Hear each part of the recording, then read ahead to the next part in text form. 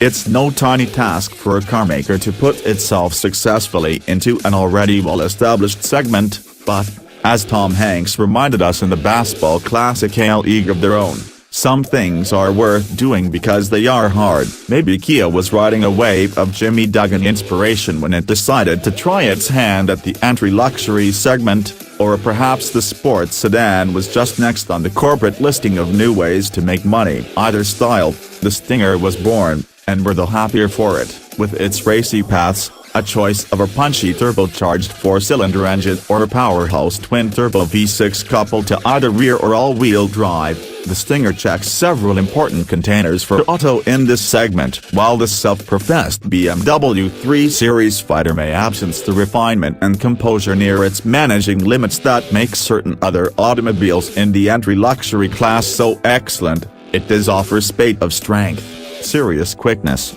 and an unusual but altogether delighting exterior design, and all at a hugely attractive rate. It's a social climber in the highest possible appreciation. Absolutely everything. The Stinger gave wheel to pavement for the first time with the 2018 Simulate year, so from the powertrains to the interior to the hatchback sedan figure mode, it's brand new. The Stinger's entry-level 4-cylinder Simulate would represent a compelling mix of features and appreciate for most motorists, but as addicts, we'll pin our riches to the Stinger GT. That Simulate comes with a 365 HP twin-turbo V6 and several payment aspects, including Brembo brakes, 19-inch wheels with high-performance summertime tires, variable ratio steering. The base GT comes in at $39,250. Stepping up to the GT1 trim adds a larger infotainment structure with navigation, adaptive dampers,